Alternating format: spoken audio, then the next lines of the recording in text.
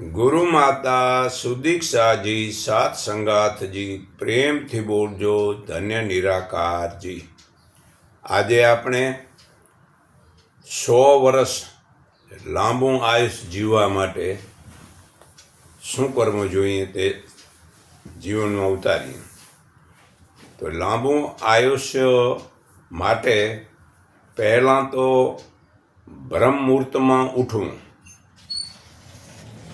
અને પછી ઠંડા પાણીથી સ્નાન કરવું, પછી યોગાસન સવાર સાંજ અડધો કલાક ફરજિયાત કરવું પોતાના અને કુટુંબના કલ્યાણ માટે। જો આજથી આ વિડીયો સાંભળીને ચોથું, લીંબુનો નિયમિત ઉપયોગ કરવો। લીંબુ વસ્તુ એક એવી વસ્તુ છે જીવનની બધી શક્તિઓ એમાં આવી જાય છે। પાંચમું, કોઈનું ખોટું ન કરવું, કોઈના ખોટા કર્મોમાં સાથ ન આપવો। સાતમું, કોઈનું ખોટું ન વિચારવું ને આઠમું, કોઈ ભૂલ કરે અને અફસોસ કરે તો એને માફ કરવું, પણ જો અફસોસ નથી કરતો તો તેને સજા આપવી। કારણ કે જે અફસોસ નથી કરતો એ ફરી વળી ભૂલ કરવાનો હોય, તો ફરી જો ભૂલ કરનારો હોય એને તો સજા જ દેવી, તો જ સુધરે છે। નવમું, ઘણા કહે છે કે બીજાને પ્રેમ કરો તે બરાબર છે, પરંતુ ખરેખર પહેલાં પોતાની અંદર પોતાના આત્માનો પ્રેમ કરો। બીજાની ભૂલોને યાદ કરવાથી પોતાનામાં પાપ વધે છે, યાદ રાખો। જે જોશું વિચારશું તેવા આપણા શરીરમાં પડશે। તો જે પોતાના આત્માનો આનંદ લૂંટે છે તે જ નિરોગી બને છે અને તેને જ સાચા આત્માના તરંગો વડે આપણા શરીરમાંથી ઓજસ નીકળે અને આભા મંડળ નીકળે। તો આપણા આત્માના આનંદને જ લૂંટો। 10મું, હું શુદ્ધ આત્મા છું તેમ મોઢેથી 50 વખત બોલો દરરોજ, હું શુદ્ધ આત્મા છું।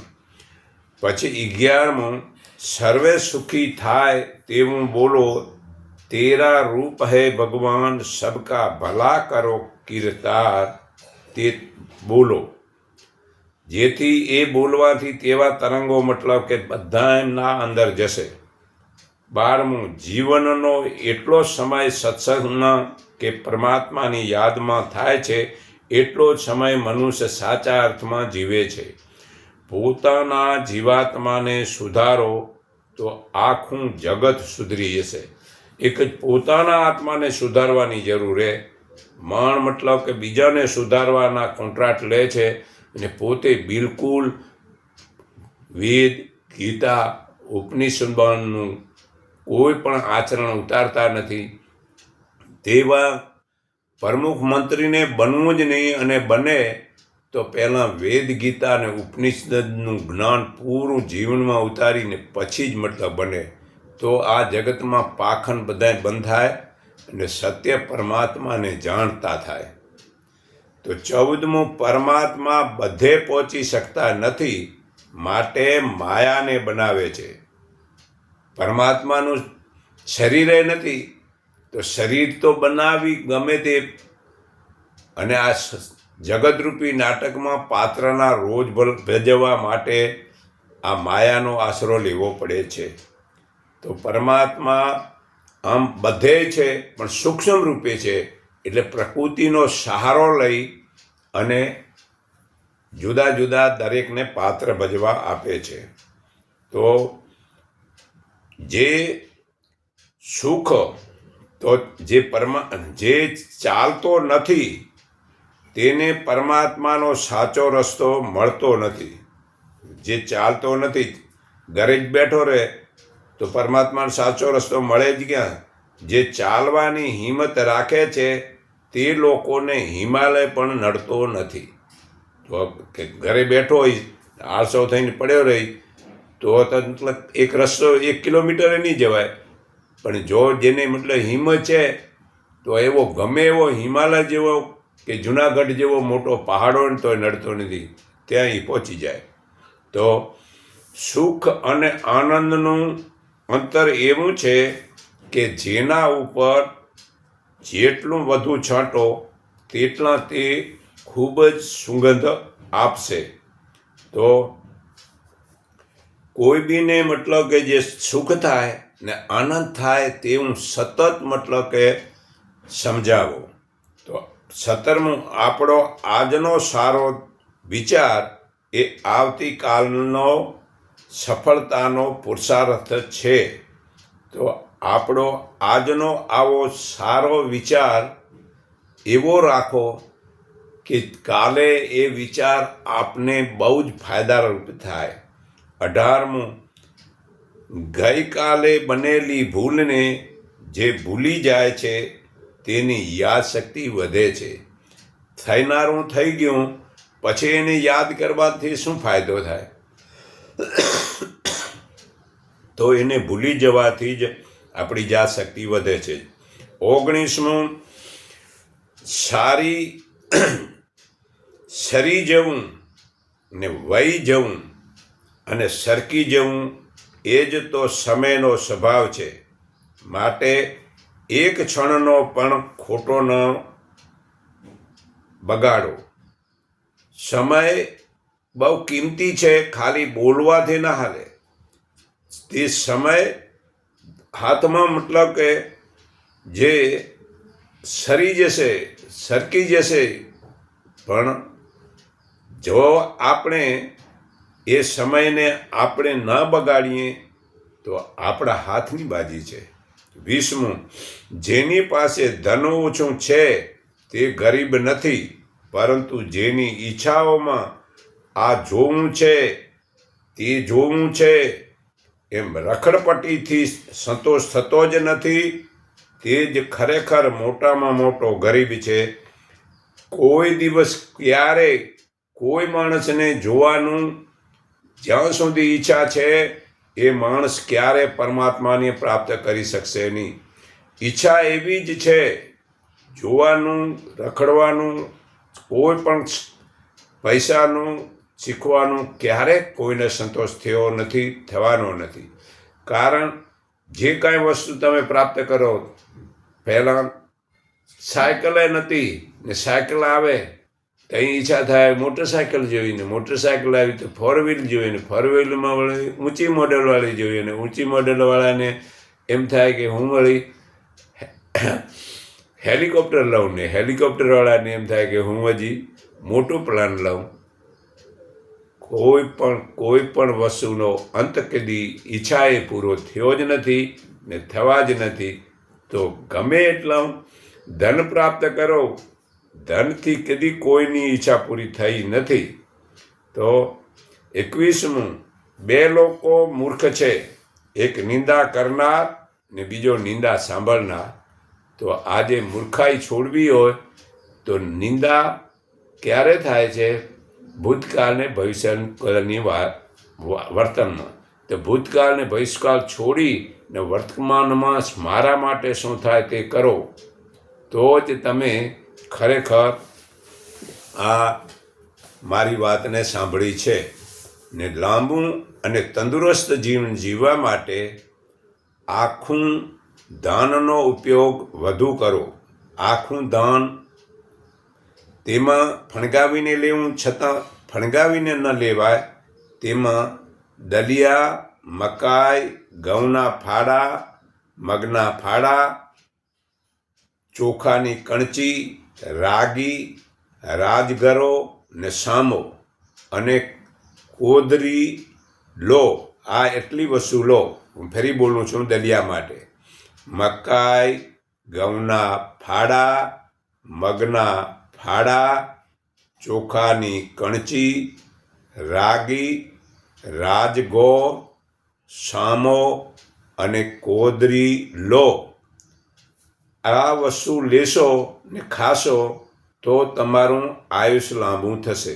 બીજું, ઝીણા લોટની બનાવટ બંધ કરો, કારણ કે જે ઝીણો લોટ છે તેમાં આપણે જે દાણામાં વચ્ચે ઉગે છે એ જીવ છે. એ જીવનો જેટલો ભાગ મોટો હશે એટલી તમારા શરીરમાં શક્તિ રહેશે, પણ જેટલો બારીક થશે તે જીવમાંથી જે ઉર્જા તરંગ જે છે એ પાતળા થઈ નીકળી જાય છે. તો ઝીણા લોટની બનાવેલી બ્રેડ, પાઉં, મેદાનો લોટ, ઘઉંનો લોટમાં એ શક્તિ નાશ થઈ જાય છે. તો ઝીણા લોટની બનાવટ આજથી બંધ કરો તો આયુષ્ય વધશે. જાડો લોટ લો. ત્રીજું, લીલોતરી શાકભાજી, સલાડ, સૂપ, જ્યુસ, ફૂડનો ઉપયોગ વધારે કરો તો આયુષ્ય વધશે. ભૂખથી 2 કોળિયા ઓછું જમો. હળવી કસરત કરો જરૂરથી.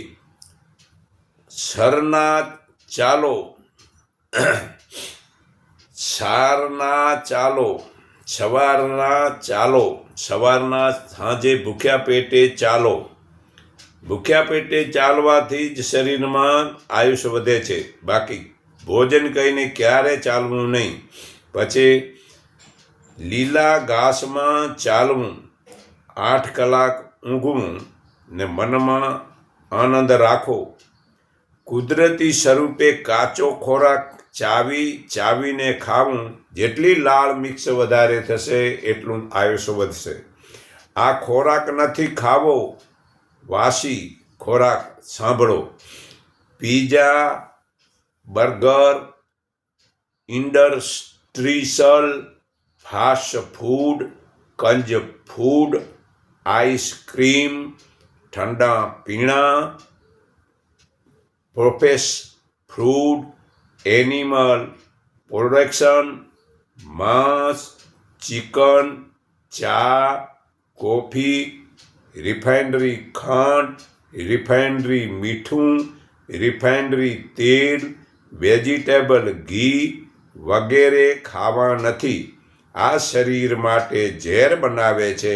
આનાથી રોગ થાય છે ને આપણું આયુષ્ય ઓછું થાય છે.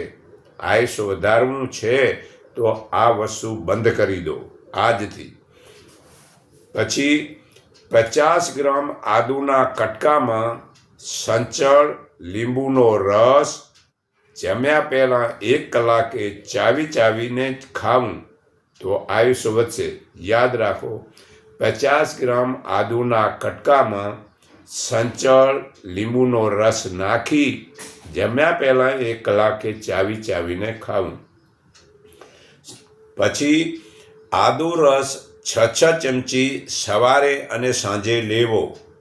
તેનાથી આયુષ્ય વધશે. પછી બાળકો માટે 1 વર્ષની ઉંમર પછી 5 ચમચી મધ સાથે અને આદુનો રસ લેવો, અને 10 વર્ષની ઉંમરથી 1 ચમચી મધ સાથે સવાર સાંજે લેવો. આ આદુની ચટણી રીત: 1 વ્યક્તિ માટે 50 ગ્રામ આદુના ટુકડા, કોથમરી, ફુદીનો, લાલ લીલા મરચાં, 1 મુઠ્ઠી મગફળીના દાણા ને 2 ચમચી કોપરાનું ખમણ ને સીધા લૂણ, ધાણા જીરું, અંજીર 2 નંગ, ખજૂર 5 પેસી, કિસમિસ 10 નંગ ને 2 ટમેટાં નાખી આ ચટણી બનાવી દરરોજ ખાવી. આનાથી આયુષ્ય વધશે. આદુની મુઠિયા ઢોકળા 100 ગ્રામ, આદુની ખમણી ને 200 ગ્રામ દૂધી ખમણી, તેમાં 1 કપ ભાખરીનો જાડો લોટ નાખી બધા મસાલા નાખી તેલથી લોટ મસળી પાણીમાં મુઠિયા વાળી ઢોકળા વરાળથી મુઠિયા બનાવી અને એ ખાવા ને ચટણી સાથે ખાવા તો આયુષ્ય વધશે. 11મું, આદુ ગરમ લાગતું નથી.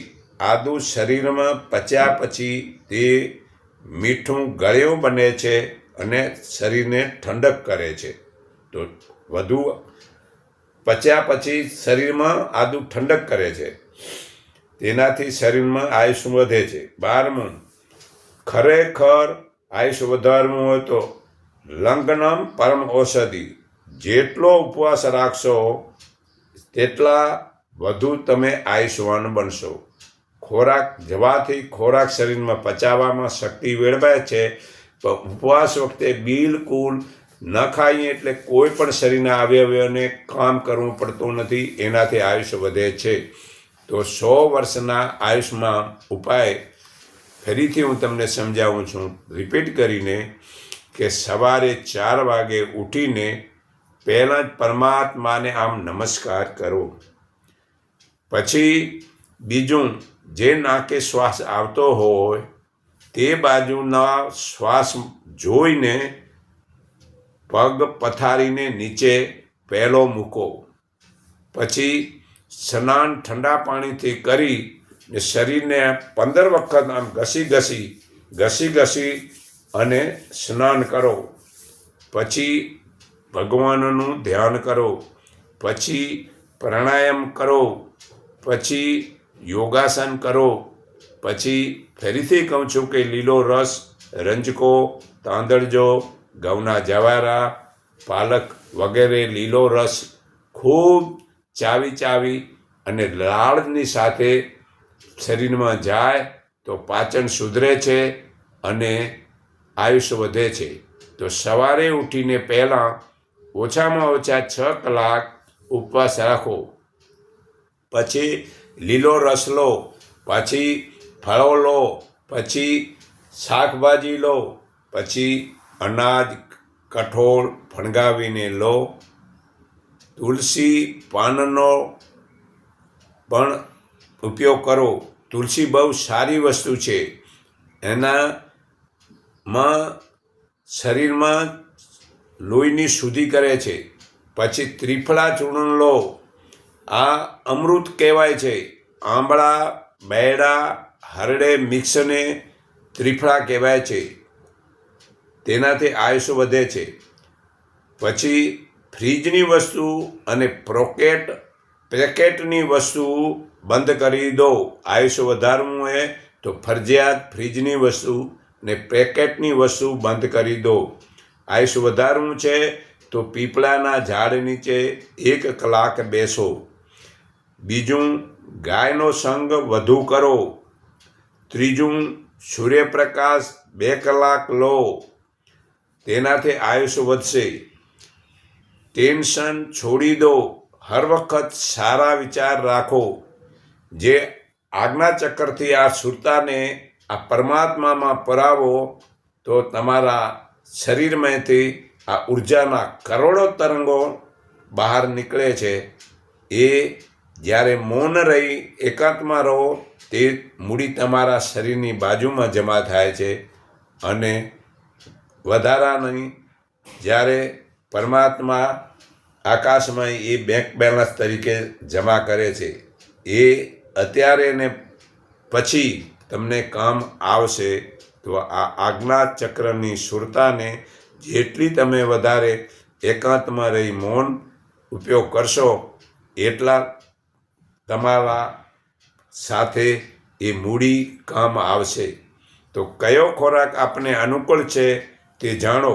સીધા ઊભા રહો અને ડાબા હાથની મુઠ્ઠીમાં જે ખાવાની વસ્તુ રાખીને તે મુઠ્ઠીને હૃદય પર દાબો. જમણો હાથ લાંબો કરી બીજા કોઈને કહો તે દબાવે. હવે જો આ ખાવાની વસ્તુ શરીરને ઉપયોગી હશે તો જમણા હાથની અંદરમાં આમ શક્તિ વધારે મળશે. જો તે નુકસાન કરે છે તો શક્તિ ઘટે છે. જો પીવાની વસ્તુને તાંબાના વાસણમાં લઈ રાખીને આમ હૃદયને અડાવી જમણા હાથને દબાવી જુઓ. તે શક્તિ વધે તેવો, શક્તિ ઘટે તેવો ન લો. શક્તિ વધે તો લો અને ઘટે તેવું વસ્તુ ન લો. વળી કફ છે તેને દહીં કે છાશના લેવું. વળી પિત્ત છે તે સાકર નાખેલું દહીં કે છાશ પીવાથી સારું થશે. તો સવારે ઉઠ્યા પછીના સૂર્ય ઉગે અને હાથમાં પહેલાં સુધી ખોરાક લો.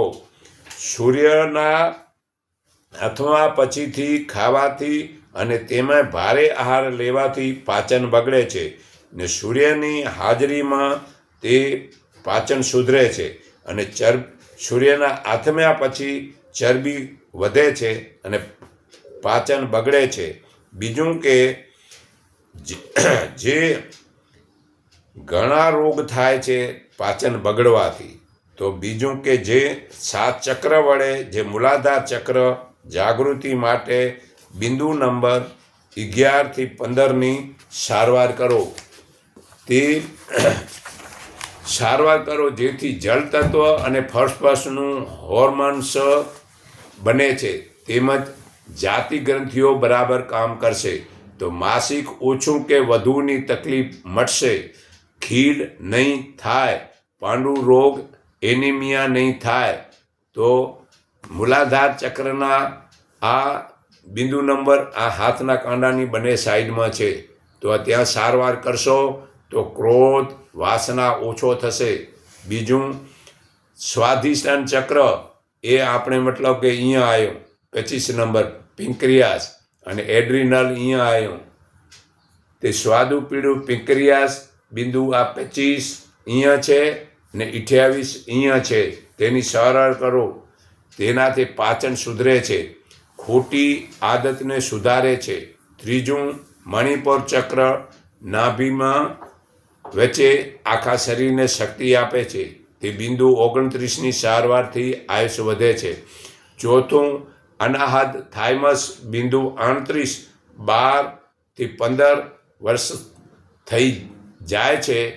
તેની જોડે બિંદુ 30ની સારવારથી એ અહીંયા આવ્યો તે ફેફસાની સારવાર મળે છે.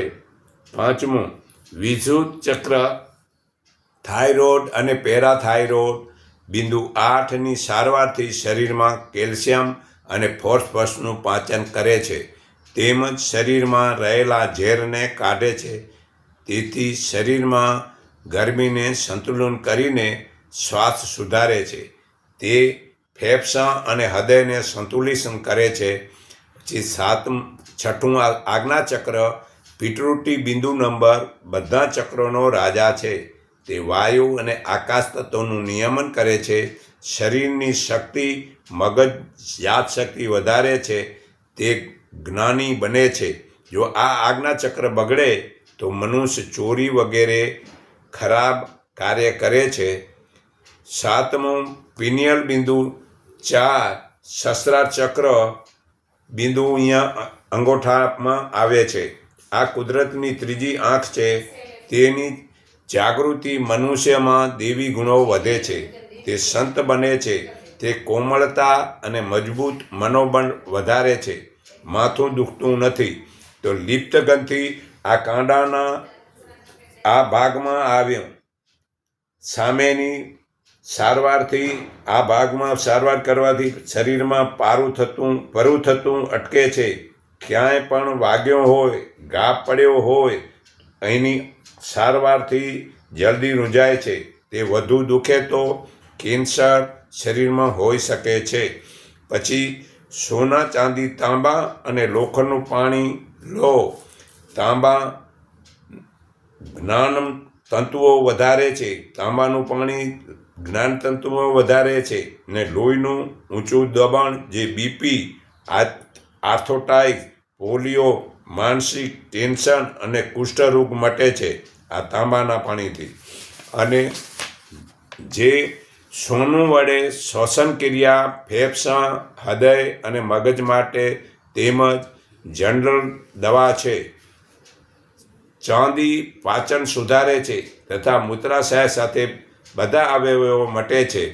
લોખંડથી લોહીમાં ઉણપ હોય તો એનિમિયા હોય કે ગર્ભાવસ્થામાં હોય તો આ પાણીમાં મૂકવો. છતાં ચારે ધાતુને મૂકવા.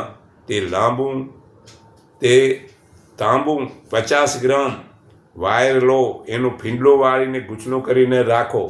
ચાંદી 50 ગ્રામ સિક્કા કે પગનું ઝાંઝર લો ને સોનું સિક્કા કે દાગીના બંગડી વગેરે લો. લોખંડના ટુકડા 50 ગ્રામ ચૂકું વગેરે સારું સાફ કરી એ ચારે ધાતુ મૂકી તે પાણીને ઉકાળો. તે પાણી અડધું બળી જાય તેને ઠારી ગાળી પીવું. એ જળ શુદ્ધ કહેવાય અને એ શુદ્ધ જળના વડે જ આયુષ્ય વધે છે. તો આપણે સાથે સાથે આયુષ્ય વધારવા ઓજસની જરૂર પડે છે. દરેક મનુષ્યમાંથી એક જાતનું ઓજસ કો, તેજ કો કે આભા મંડળ કો એ નીકળે છે. પરંતુ જ્યારે યોગી સમાધિ અવસ્થામાં રહેવાથી તે ઓજસનો વેગને યોગી ઓછો કરીને પોતાની આજુબાજુમાં વીંટળાવેલું રહે છે. તે ચકાર મારતું દેખાય છે. તેમાં પણ મુખની આજુબાજુમાં વધુ ગોળાકારમાં દેખાય છે. તેથી જ સમાધિ અને સંકલ્પ વિકલ્પને છોડી દે છે. તે શૂન્ય અવસ્થાવાળા યોગીએ ઓજસ આભા મંડળમાં આનંદનો અનુભવ કરે છે. જ્યારે મનુષ્ય પોતાના શરીરને અહંકારને છોડી દે છે, તે નિર્દોષ બનીને પોતાના શરીરને પરમાત્માને સોંપી દે છે, ત્યારે પરમાત્મા એ શરીરમાં રહીને ઘણા જ સારા કર્મો કરી જાય છે.